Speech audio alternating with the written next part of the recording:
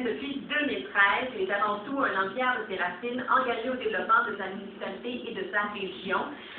Il est absolument résolument tourné vers l'avenir. C'est aussi un épicurien et un gourmand, comme pas mal de Madelino. En tout cas, moi qui est journaliste gastronomique, là, on mange bien aussi en général. C'est un natif des îles qui a été à Québec pendant 9 ans pour ensuite revenir s'établir chez lui à Grande Entrée. Il est fort d'expérience professionnelle, notamment dans les domaines de l'informatique, des transports, de la restauration, et il s'investit à plusieurs niveaux, évidemment, au niveau de sa communauté. Alors, pour commencer, ma grand-mère disait toujours qu'on gagne les hommes par le bedon. Vous avez décidé de faire un peu la même chose. Tu as décidé de faire un peu la même chose en commençant avec des huîtres.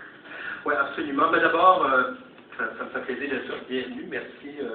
Merci d'assister à cette petite conférence qui a pour but de tenter de vous convaincre. Je pense qu'on ne va pas s'en cacher.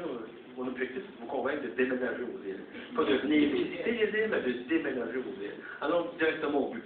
Donc oui, on va tenter par des mots, par des exemples. On va tenter aussi par le bedon de vous convaincre de déménager. Puis on commence avec des huîtres.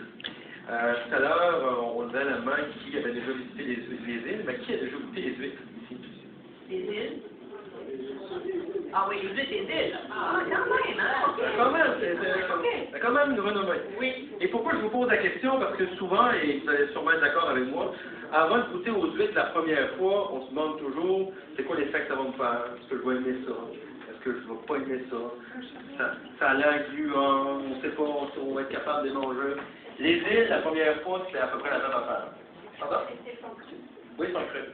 Elles sont crues, oui. C'est des huîtres crues. Donc, les îles, c'est un peu la même chose lorsqu'on vient l'idée d'aller découvrir les îles.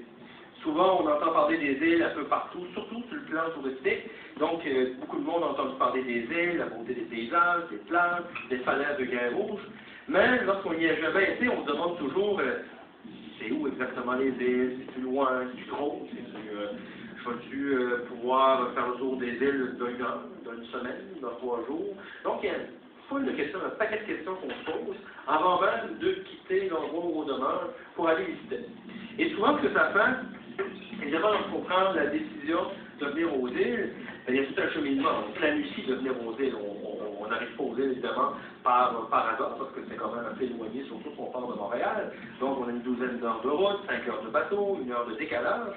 Et tout le long de la route, souvent, on se pose la question, ça va ressembler à quoi? Hormis les plages, hormis la mer, est-ce qu'il y a beaucoup de monde? Encore une fois, est-ce que c'est gros? Est-ce que c'est petit?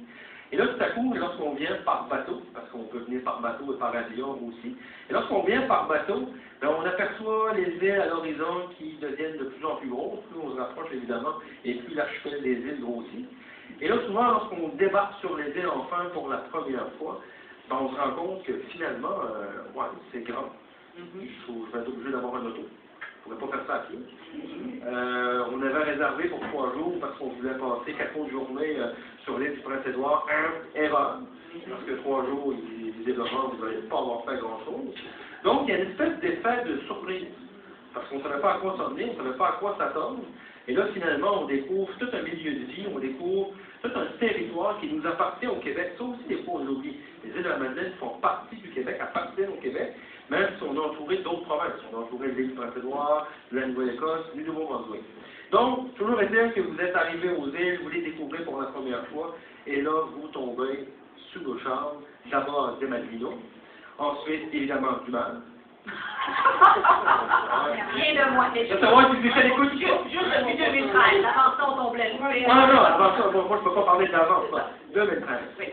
Et ensuite, bien évidemment, la beauté des paysages, la beauté des lieux, et je vous dirais, l'accessibilité aussi que vous allez découvrir aux îles. Quand je dis l'accessibilité, c'est l'accessibilité avec les gens. Les gens sont chaleureux, les gens sont accueillants.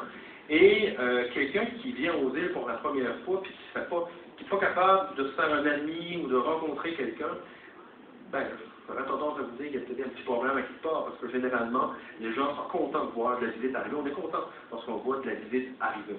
Donc les îles, c'est quand même relativement grand. En fait, les îles, on dit les îles parce que c'est une archipel. C'est plusieurs îles qui sont reliées entre elles, soit par des dunes de sable, soit par des petits ponts. Je dis bien des petits ponts parce que ça n'a rien à voir avec le pont Jean-Cartier ou le pont Victoria ou encore bien moins le pont Champlain. Mais bref, les îles sont reliées les unes entre elles et elles sont toutes aussi belles les unes que les autres.